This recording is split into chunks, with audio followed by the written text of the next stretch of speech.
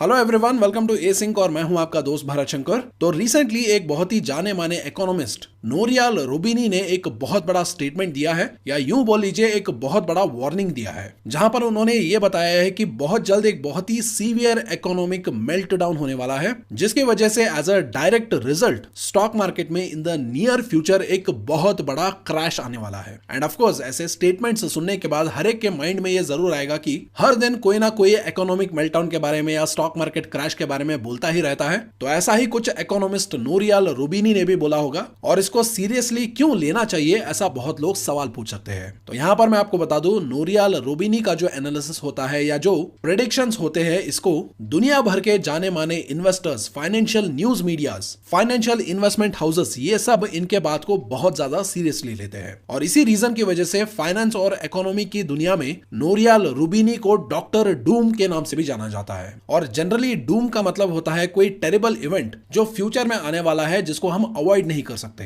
तो अभी आप सोच रहे होंगे कि जो फाइनेंस और इकोनॉमी के दुनिया के लोग हैं, उन्होंने नोरियाल रूबिनी को इतना भयंकर निकनेम क्यों दिया है। तो इसके पीछे भी एक बहुत इंटरेस्टिंग रीजन है। तो हुआ यूं, नोरियाल रूबिनी ने 2006 और 2007 के टाइम में बहुत सारे पेसिमिस्टिक प्रेडिक्शंस किए थे, जिसकी वजह से जो वॉल स्ट्रीट के लोग हैं, जो फाइनेंस के लोग हैं या जो इकोनॉमी के लोग हैं, वो इनसे बहुत ज्यादा नफरत करने लगे थे। क्योंकि 2006 और 2007 में नोरियाल रूबिनी ने एक बहुत बड़ा हाउसिंग मार्केट क्रैश को प्रेडिक्ट किया था। और उन्होंने जो रिटेल लोग होते हैं या जो रिटेल इन्वेस्टर्स होते हैं या जो रिटेल के लोग उस टाइम रियल एस्टेट में इन्वेस्ट कर रहे थे, उनको वार्निंग दिया था कि अभी जिस तरीके के इकोनॉमिक नंबर्स वो देख रहे हैं, उसके हिसाब से आने वाले टाइम में, यानी 1-2 साल के टाइम पीरियड में एक बहुत बड़ा हाउसिंग मार्केट क्रैश आने वाला है, जिसके बाद इकोनॉमी में एक बहुत बड़ा फाइनेंशियल क्राइसिस भी आएगा। और ये फाइनेंशियल क्राइसिस सिर्फ यूएसए को ही नहीं बल्कि दुनिया भर के बहुत सारे इकोनॉमीज को रिसेशन में ले जाएगा। लेकिन उस टाइम के एक्सपर्ट्स नोरियाल रूबिनी के ऊपर हंसे थे और उन्होंने बोला था कि नोरियाल रूबिनी पागल हो चुका है, हमारा जो हाउसिंग मार्केट है और हमारा जो फाइनेंशियल मार्केट है वो बहुत ज्यादा स्ट्रांग है, ऐसा होने का चांसेस बिल्कुल भी नहीं है, ऐसा उन्होंने बोला था। लेकिन बाद में क्या हुआ, बाद में जो नोरियाल रूबिनी ने बताया था वो सही साबित हुआ और एक्यूरेट साबित हुआ। क्योंकि हाउसिंग मार्केट क्राइसिस भी हुआ, उसके बाद फाइनेंशियल क्राइसिस भी हुआ, और उस फाइनेंशियल क्राइसिस की वजह से जो दुनिया भर के बहुत सारे इकोनॉमीज है वो रिसेशन में चले गए थे। और नोरियाल रूबिनी के इस प्रेडिक्शन के बाद दुनिया भर के जो फाइनेंस के लोग हैं, जो इकोनॉमिक्स के लोग हैं, उन्होंने नोरियाल रूबिनी को डॉक्टर डूम या प्रॉफिट ऑफ डूम के नाम से बुलाना शुरू किया। और नोरियाल रूबिनी का ये कोई वन टाइम प्रेडिक्शन नहीं था, उन्होंने उसके बाद से और भी बहुत सारे प्रेडिक्शंस किए ग्लोबल इकोनॉमी के ऊपर, जहां पर उन्होंने ये जो यूरो जोन का क्राइसिस हुआ है उसको भी प्रेडिक्ट किया था, यूएस चाइना ट्रेड वॉर को भी प्रेडिक्ट किया था, और उसके बाद उन्होंने कोविड-19 पैंडेमिक का जो इंपैक्ट है ग्लोबल इकोनॉमी या वर्ल्ड इकोनॉमी के ऊपर, उसके ऊपर भी उन्होंने प्रेडिक्शंस किए थे। और इन्हीं सारे रिलायबल प्रेडिक्शंस के वजह से ही 2008 क्राइसिस हुए ऑलमोस्ट 15 इयर्स हो गए, उसके बाद भी अभी भी नोरियाल रूबिनी को डॉक्टर डूम के नाम से बुलाया जाता है। और अभी यही नोरियाल रूबिनी ये बोलते हैं कि आने वाले टाइम में या नियर टर्म में एक सीवियर इकोनॉमिक मेल्टडाउन होने का चांसेस है, जिसकी वजह से नियर टर्म में स्टॉक मार्केट में एक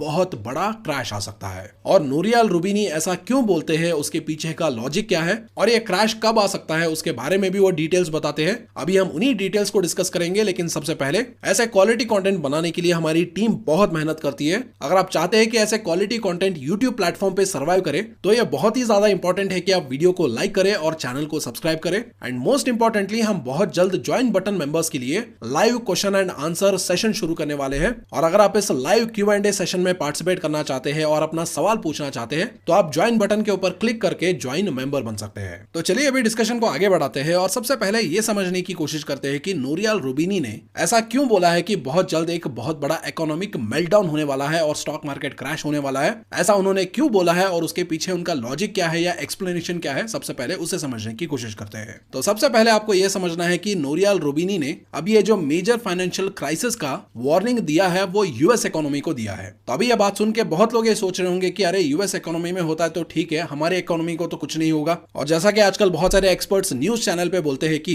इंडिया एक बहुत ही इंडिपेंडेंट और स्ट्रॉन्ग इकोनॉमी है, जिसकी वजह से यूएसए में जो भी क्राइसिस होगा उसका इंपैक्ट इंडियन इकोनॉमी पे नहीं पड़ेगा, ऐसा कुछ लोग सोच रहे होंगे। लेकिन मैं आपको बता दूं, अभी दुनिया के जो इकोनॉमीज है वो सारे इंटरकनेक्टेड है। अभी हम उस स्टेज पे नहीं पहुंचे हैं जहां पर हर कोई इकोनॉमी इंडिपेंडेंटली ऑपरेट करे। ऐसा प्रिविलेज आज के टाइम में किसी भी देश के इकोनॉमी के लिए अवेलेबल नहीं है, क्योंकि हर एक कंट्री मैंडेटरली किसी दूसरे कंट्री के साथ ट्रेड करता ही है। यानी अगर कोई देश दूसरे देशों को एक्सपोर्ट नहीं करेगा या दूसरे देशों से सामान इंपोर्ट नहीं करेगा तो वो देश चल नहीं पाएगा। बढ़ेगा and India is no exception, क्योंकि अगर आप सिर्फ इंडिया और यूएसए का जो बायलैटरल ट्रेड है उसके गुड्स एंड सर्विसेज का वैल्यू देखेंगे तो वो अराउंड 157 बिलियन डॉलर्स के आसपास है और यूएसए इंडिया का लार्जेस्ट ट्रेडिंग पार्टनर है और इंडिया के लिए USA one of the most important export market है। और इसी रीजन की वजह से यह जाहिर सी बात है कि अगर यूएस इकोनॉमी में फाइनेंशियल क्राइसिस होता है या इकोनॉमिक मेल्टडाउन होता है तो उसका एक बहुत बड़ा इंपैक्ट यूएसए के साथ ट्रेड करने वाले देशों के ऊपर भी पड़ेगा। और इसलिए अगर आप सोचते हैं कि इंडिया का डोमेस्टिक कंजम्पशन बहुत ज्यादा स्ट्रांग है, वो उसी के बेसिस पे सस्टेन करेगा, then I think you should rethink about how India interacts with the world और how India is dependent on other countries for export and import. तभी ये जानने के बाद देखते हैं कि अभी नोरियाल रूबिनी ने जो अभी ये फोरकास्ट किया है कि बहुत बड़ा इकोनॉमिक पेन आने वाला है, उसके पीछे का लॉजिक क्या है और उसके पीछे वो रीजन क्या बताते हैं। तो सबसे पहले नोरियाल रूबिनी ये बोलते हैं कि अभी यूएसए जो है वो हाई इन्फ्लेशन और हाई डेट बर्डन्स की वजह से सफर कर रहा है और स्ट्रगल कर रहा है। और जनरली किसी भी इकोनॉमी में जब हाई इन्फ्लेशन सिचुएशन होता है या हाई डेट बर्डन सिचुएशन होता है तो ये रीजंस सूनर और लेटर फाइनेंशियल क्राइसिस में ट्रांसलेट होते हैं, जिसकी वजह से रिसेशन आता है। और रूबिनी ये भी बोलते हैं कि अभी यूएस इकोनॉमी में जो हाई इन्फ्लेशन और हाई डेट बर्डन की वजह से जो रिसेशन आना है वो जितना ज्यादा डिले होगा, आने वाला रिसेशन उतना ही ज्यादा वर्स्ट और उतना ही ज्यादा लंबा हो सकता है, ऐसा रूबिनी बोलते हैं। क्योंकि उनके अकॉर्डिंग प्रेजेंट टाइम में अगर प्राइस और इन्फ्लेशन को स्लो डाउन करना है तो वो सिर्फ एक सीवियर रिसेशन के थ्रू ही हो सकता है। लेकिन यहां पर एक ट्विस्ट भी है और वो ट्विस्ट क्या है, रिसेशन आने की वजह से इन्फ्लेशन तो डेफिनेटली स्लो डाउन हो जाएगा, लेकिन रिसेशन आने की वजह से अभी यूएस इकोनॉमी में जो हाई डेट बर्डन सिचुएशन है या डेट क्राइसिस है वो और ज्यादा सीवियर हो जाएगा। और अगर डेट क्राइसिस सीवियर होता है तो ये इकोनॉमी को और भी ज्यादा डीपर रिसेशन में ले जा सकता है और ये जो प्रोसेस है ये एक तरीके का फीडबैक लूप में बदल सकता है, जिसको नोरियाल रूबिनी सिस्टमैटिक डूम लूप बुलाते हैं। और ये जो सिस्टमैटिक डूम लूप है इसे लिक्विडिटी सपोर्ट से प्रिवेंट नहीं किया जा सकता है। जनरली जब भी रिसेशन आता है तो गवर्नमेंट्स क्या करते हैं, वो इकोनॉमी में पैसा पंप करते हैं जिससे वो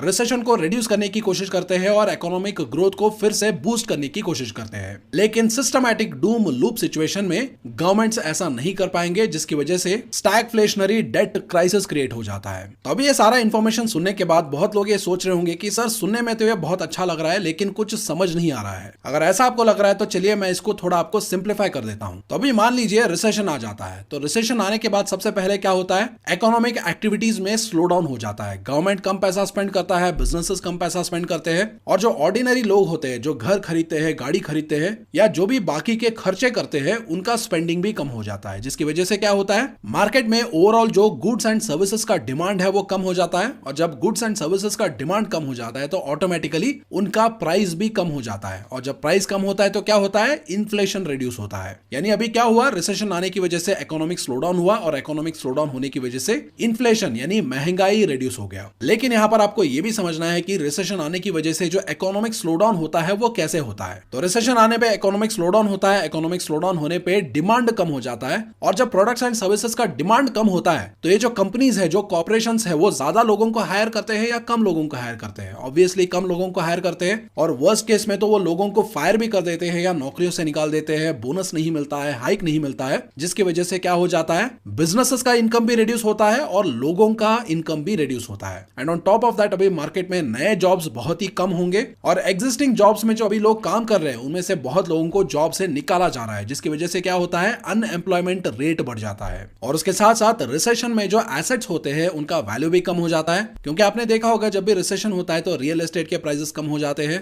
कंपनीज के वैल्यूएशंस कम हो जाते हैं, जिसकी वजह से जिन कंपनीज ने अपने शेयर्स को या अपने एसेट्स को या अपने लैंड को गिरवी रख के लोन लिया है बिजनेस एक्सपेंड करने के लिए या बिजनेस बढ़ाने के लिए, उन्हें अभी और ज्यादा कोलैटरल रखना पड़ता है। तो अभी इन सारे रीजंस की वजह से क्या हो जाता है, बिजनेसेस को और कॉमन पर्सन को, दोनों को अपना जो कर्जा होता है उसको रीपे करने में बहुत ज्यादा डिफिकल्टी हो जाती है या बहुत सारे चैलेंजेस फेस करने पड़ सकते हैं, जिसकी वजह से आपने देखा भी होगा जब रिसेशन का टाइम पीरियड आता है तो बहुत सारे बिजनेसेस और बहुत सारे लोग अपने लोन्स के ऊपर डिफॉल्ट कर देते हैं, क्योंकि अगर इनकम ही नहीं है और एसेट्स का वैल्यू रिड्यूस हो रहा है तो वो लोन का पैसा कहां से पे करेंगे। और इसी रीजन की वजह से रिसेशन के टाइम पीरियड में हाई डेट बर्डन्स क्रिएट हो जाते हैं। यानी अभी रिसेशन की वजह से इन्फ्लेशन या महंगाई तो कम हो रहा है, लेकिन जो डेट बर्डन है कंपनीज के ऊपर, लोगों के ऊपर, गवर्नमेंट के ऊपर और बैंक्स के ऊपर, वो ज्यादा होता जा रहा है। और जो हाई डेट बर्डन सिचुएशन होता है वो रिसेशन को और भी ज्यादा वर्स्ट कर देता है, क्योंकि डेट या कर्जा जितना ज्यादा बढ़ता जाता है वो कंज्यूमर्स और बिजनेसेस का स्पेंडिंग उतना ही ज्यादा रिड्यूस करता जाता है, और कर्जे बढ़ने की वजह से जो डिफॉल्ट्स होते हैं वो भी ज्यादा होने लगते हैं। और ऐसे सिचुएशन में ये एक्सपेक्ट किया जाता है कि गवर्नमेंट स्टेप इन करे और गवर्नमेंट इस डेट बर्डन को रिड्यूस करने के लिए मदद करे। लेकिन ये जो इंक्रीजिंग डिफॉल्ट का सिचुएशन है और लोअर स्पेंडिंग का सिचुएशन है, वो गवर्नमेंट का जो एबिलिटी होता है ऐसे इकोनॉमिक शॉक्स पे रेस्पॉन्ड करने का, उस फ्लेक्सिबिलिटी को वो रिड्यूस कर देता है, जिसकी वजह से ऐसे सिचुएशन पे गवर्नमेंट भी कुछ खास मदद नहीं कर पाता है,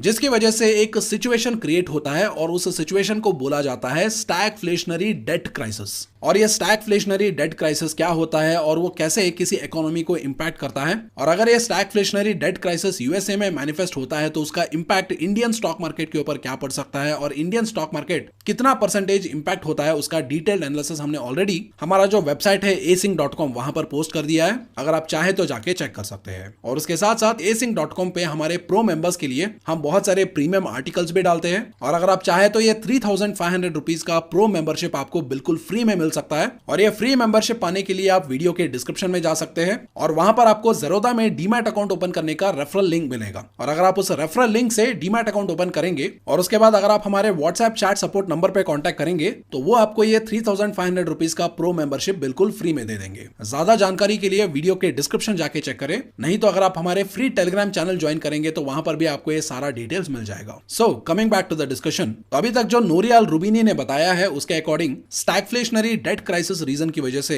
इकोनॉमी जो है वो सीवियरली हैमर डाउन होने वाला है because of high inflation and low growth, जिसकी वजह से नोरियाल रूबिनी ये भी बोलते हैं कि उसका एक direct impact stock market crash के रूप में हो सकता है, और यह stock market crash up to 30% तक हो सकता है। और नोरियाल रूबिनी ये बोलते हैं कि ये डिजास्टर इसीलिए आ रहा है क्योंकि अभी यूएसए जो है वो high inflation, high debt levels और फाइनेंशियल इनस्टेबिलिटी फेस कर रहा है। और नोरियाल रूबिनी ये भी बोलते हैं कि अभी ये जो प्रॉब्लम है इसका सॉल्यूशन बहुत ही ज्यादा डिफिकल्ट है, क्योंकि अभी अगर central banks rising debt burden को रिड्यूस करने के लिए as a solution interest rate को रिड्यूस कर देते हैं तो इससे डेट बर्डन का तो प्रॉब्लम कुछ हद तक सॉल्व हो सकता है, लेकिन इंटरेस्ट रेट अगर रिड्यूस होते हैं तो इससे इन्फ्लेशन या महंगाई बढ़ जाता है। और अगर महंगाई बढ़ता है और अगर महंगाई को सेंट्रल बैंक्स कंट्रोल करने जाते हैं तो उन्हें फिर से इंटरेस्ट रेट बढ़ाना पड़ेगा, जिससे इन्फ्लेशन तो कंट्रोल हो जाएगा लेकिन फिर से डेट बर्डन इंक्रीज होने लगेंगे। And on top of that अभी रिसेंटली जो सिलिकॉन वैली बैंक का जो कोलैप्स हुआ था वो इस पूरे सिचुएशन को और भी ज्यादा कॉम्प्लिकेटेड बना देता है, क्योंकि सिलिकॉन वैली बैंक के कोलैप्स के बाद अमेरिका का जो सेंट्रल बैंक है फेडरल रिजर्व या फेड, उसके ऊपर इंटरेस्ट रेट रिड्यूस करने का जो प्रेशर है वो और भी ज्यादा बढ़ रहा है, क्योंकि इंटरेस्ट रेट रिड्यूस किए बिना उनका जो फाइनेंशियल सिस्टम है वो स्टेबलाइज नहीं हो पाएगा। और इन्हीं सारे रीजंस की वजह से नोरियाल रूबिनी ये प्रेडिक्ट करते हैं कि अभी जो फेड ऑफिशियल्स है वो बहुत ही हाई प्रेशर सिचुएशन में काम कर रहे हैं, क्योंकि अभी अगर इन्फ्लेशन को कंट्रोल करने जाएंगे तो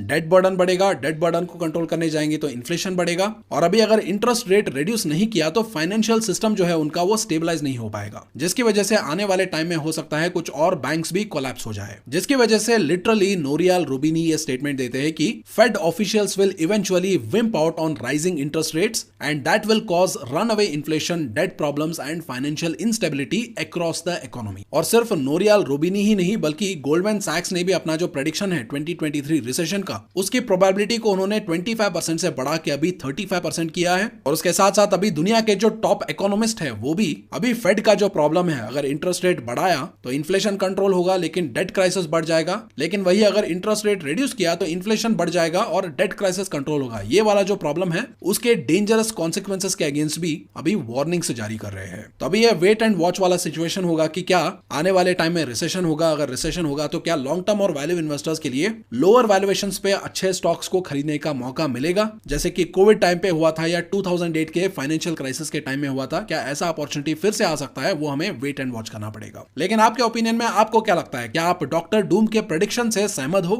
जो भी आपको लगता है वो आप कमेंट सेक्शन में कमेंट करके बता सकते हो। और उसके साथ साथ आज की वीडियो से अगर आपने कुछ सीखा है तो मेक श्योर आप वीडियो को लाइक करें, और जो भी आपने इस वीडियो से आज सीखा है उसको कमेंट सेक्शन में जरूर शेयर करें। तो चलिए मैं आपसे मिलता हूं एक और इन्फॉर्मेटिव वीडियो में, तब तक के लिए this is Bharat Shankar signing off.